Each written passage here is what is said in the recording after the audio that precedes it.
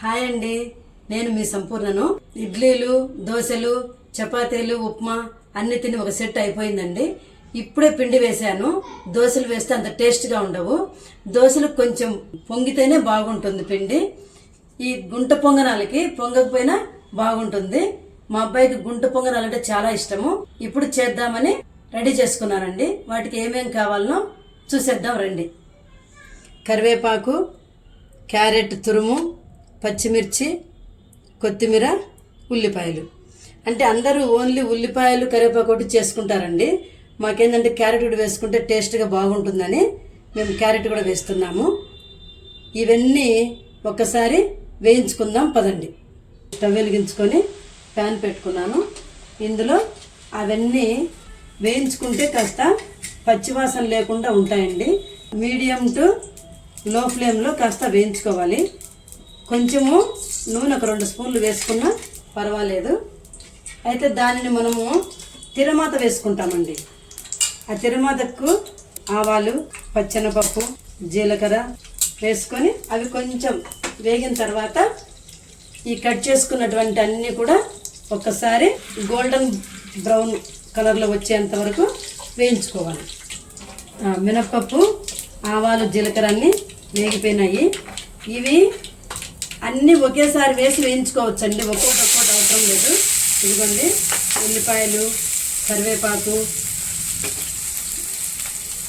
Carrot తురుము, పచ్చిమిర్చి ఇంతవరకు వేసేసుకోవాలి. కొత్తిమీర మాత్రము పిండిలో కలిపేసుకుంటే సరిపోతుందండి. కొత్తిమీర వేగాల్సిన అవసరం లేదు. ఇవి కొంచెము బ్రౌన్ కలర్లో వచ్చేంత వరకు వేస్తాను. చూడండి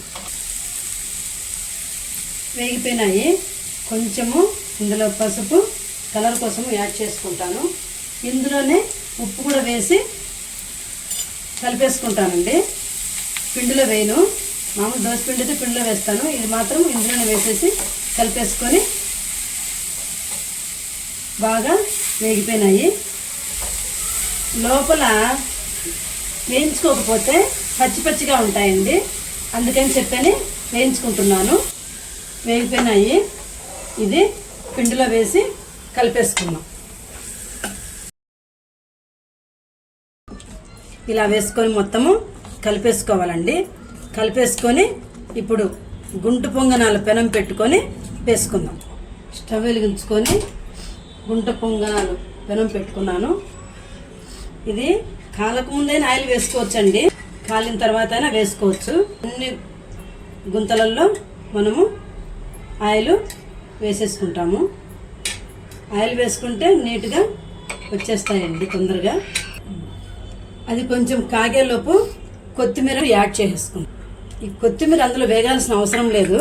ఇందులో వేసుకుంటే ఉడికిపోతుంది. కాగిపోయిందండి. ఒక్కో దాంట్లో వేసేసుకుందాము.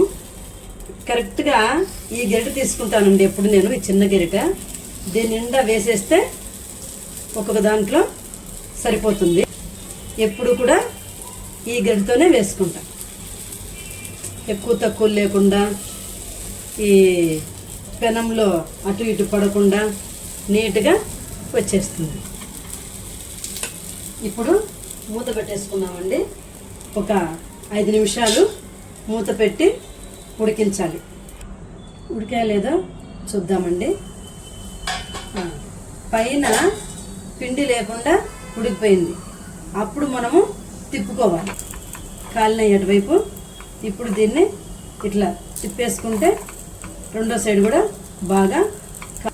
రెండోసారి మళ్ళీ తిప్పినప్పుడు ఆయిల్ వేసుకోవాల్సిన అవసరం లేదండి. ఆయిలే సరిపోతుంది. ఇందులో చాలామంది సోడా ఉప్పు వేసుకుంటారు. కానీ నేను సోడా ఉప్పు అసలు యాడ్ చేయ. కానీ మెత్తగానే ఉంటాయి. ఇది చూడండి, ఇట్లా అంటే మెత్తగా ఉన్నాయి. చూడండి కాలిపోయినాయి. చూడండి బాగా చక్కగా ఉడికినాయి. ఇంకా ఇప్పుడు తీసేసి హాట్ బాక్స్లో పెట్టేసుకున్నాం. గుంట పొంగనాల పెనం మా దగ్గర లేదు అంటారా? అక్కడికే వస్తున్నా. పెనం పెట్టుకొని ఈ పెనం మీద అదే పిండిని కాస్త పల్చగా చేసుకొని, అంటే మరీ పల్చగా కాదు, గుంట పొంగనాల కన్నా కొంచెం పల్చగా వాటర్ యాడ్ చేసుకొని పెనం మీద కాస్త ఆయిల్ వేసేసుకొని దోశ పోసేసుకుందాం. అంటే మరీ ఒక్క గరిటె వేయకూడదు, కొంచెము మందం ఉంటేనే బాగుంటుందండి. ఒక 3 గరిటెలు పోసుకోండి. కాస్త ఇలా అనేసేయండి. వేసిన తర్వాత ఈ దోశ చుట్టూతా కొంచెము ఆయిల్ వేసుకోండి. గుంట పొంగనాలైనా బాగుంటాయి ఈ పిండితోటి. ఇలా దోశ వేసుకొని తిన్నా కూడా చాలా టేస్టీగా ఉంటుంది. కాలింది, ఇప్పుడు ఇలా తిప్పుకోవాలి. కొంచెం ఆయిల్ వేసుకోవాలి.